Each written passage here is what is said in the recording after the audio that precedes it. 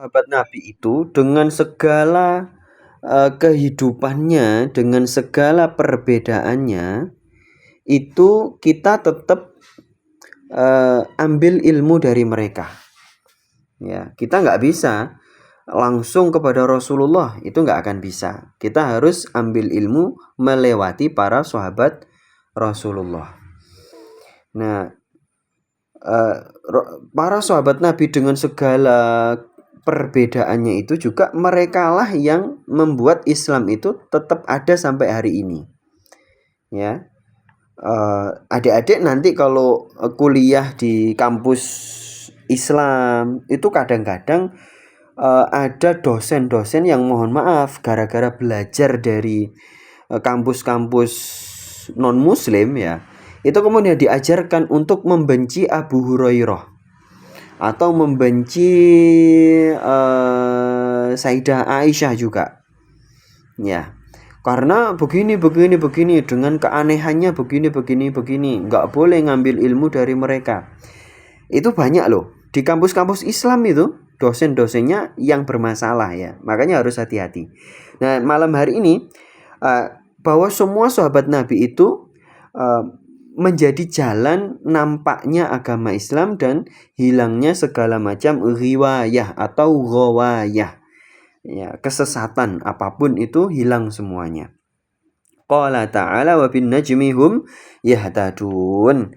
Nah, sebagaimana firman Allah, dengan bintang-bintang itulah mereka mengambil petunjuk. Ayat ini adalah tentang para pelaut pada zaman Rasulullah dan pada masa jahiliyah. Kalau berlayar di laut kan mestinya kita ngambil petunjuk ya dari bintang-bintang. Ba'duha aqwa min ba'din ay bihasabi maratibi anwariha al-muqaddarati laha. Jadi masing-masing bintang itu ada yang moncer, ada yang tidak.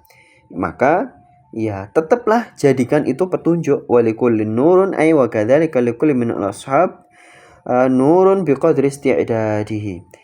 Jadi masing-masing sahabat Nabi itu punya cahaya yang sesuai dengan isti'dad, sesuai dengan apa yang mereka perbuat. Ya, adik-adik kalau baca kitab Al-Fawaidul Mukhtarat, yaitu kitabnya Habib Ali siapa ya, lupa. Fawaidul Mukhtarat. Ya, itu di dalam kitab itu disebutkan riwayat bahwa Sayyidina Husain, yaitu putranya Sayyidina Ali. Sayyidina Husain itu punya istri banyak. Ya, bukan hanya 4 ya, istri beliau banyak.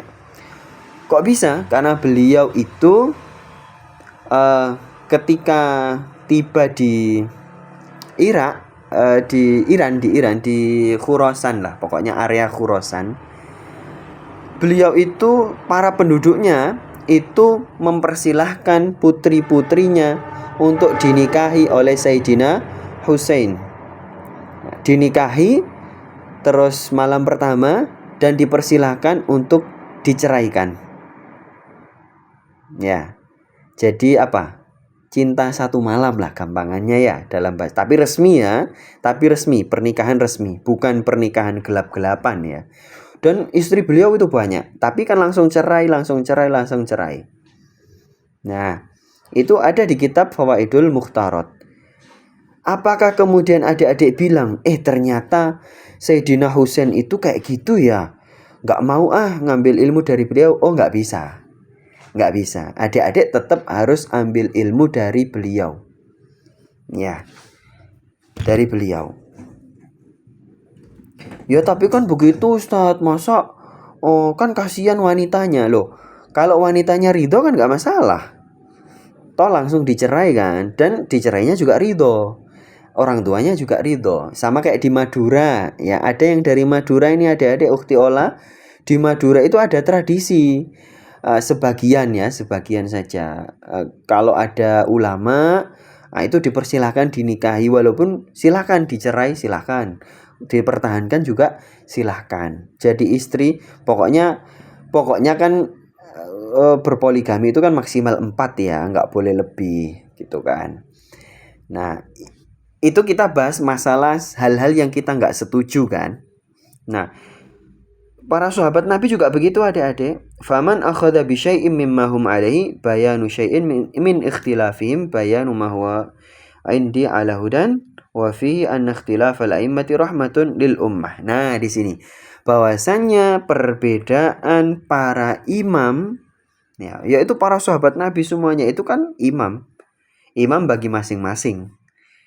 Imam bagi masing-masing. Rahmatun lil ummah, yaitu menjadi rahmat bagi umat. Ya, adik-adik kan sudah belajar lewat Ustadz Brili, sudah belajar kan bahwa ada Asmaul Husna itu yang dibaca dengan selain bahasa Arab.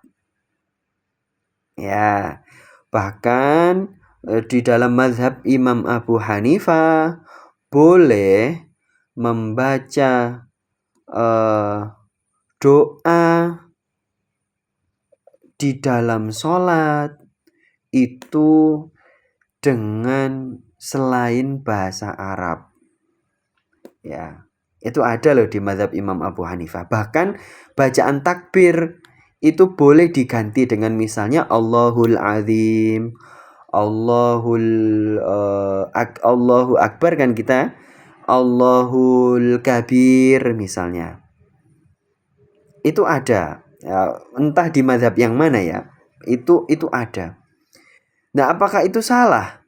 Ya, kita harus belajar banyak dulu adik-adik.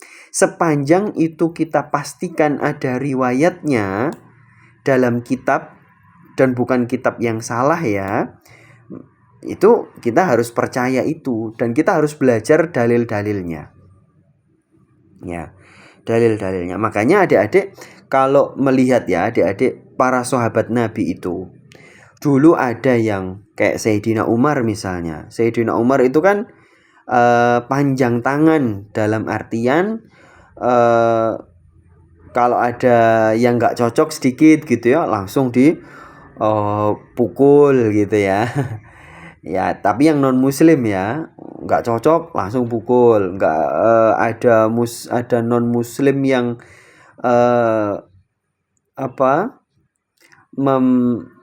meminta petunjuk kepada Sayyidina Umar, padahal sebelumnya sudah dikasih jawaban sama Rasulullah, langsung dibunuh.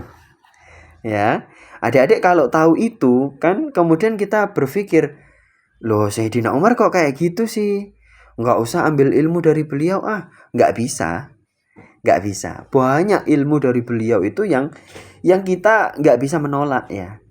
Dalam masalah warisan ya, beliau itu banyak berbeda pendapat dengan Abu Dzar, dengan Abu Darda dan Ibnu Mas'ud ya. Malah adik-adik kalau tahu banyak perselisihan para sahabat Nabi itu pasti akan bertanya-tanya, loh katanya mereka itu bintang kok kayak gitu ya. Nah, makanya adik-adik mulai sekarang dibenerin logikanya, diberesin pikirannya bahwa dengan segala kekurangan mereka kita tetap belajar Islam itu melalui mereka. Karena mereka jauh lebih dulu belajar Islam daripada kita yang baru kemarin sore. Ya kan? Kita kan baru kemarin sore. Baru tahu hadis juga kita paling baca kitab Sahih Bukhari juga sebagian doang, nggak pernah khatam.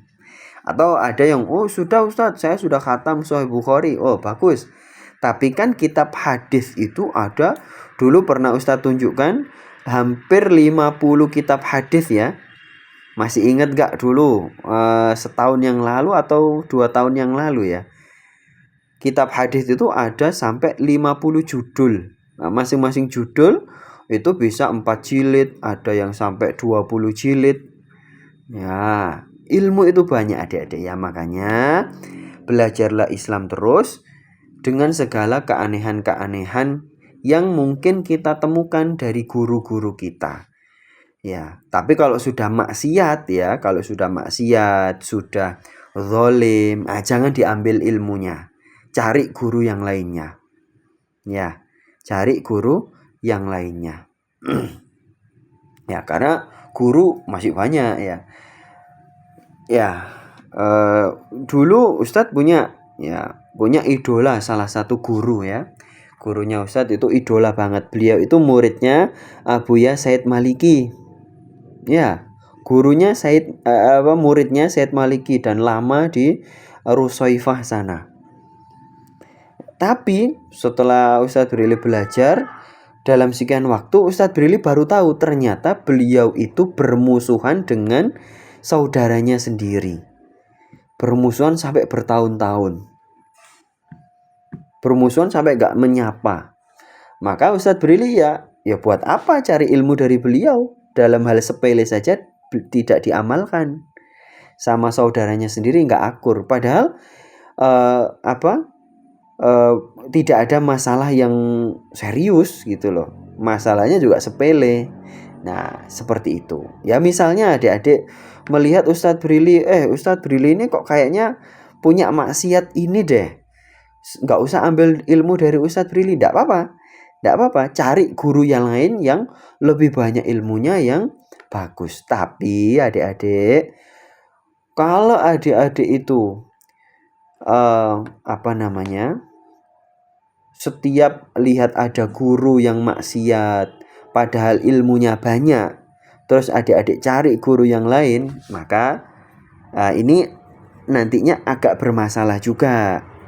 Ya, sepanjang dianya itu segera bertaubat ya, guru kita itu segera bertaubat. Sekali maksiat, 2 kali maksiat, terus dia bertaubat, ya sudah, kita maafkan dan kita kembali ambil ilmu dari beliau. Ya, sepanjang ilmunya bagus loh ya. Sepanjang ilmunya bagus. Nah, tayyib, kita sholawat.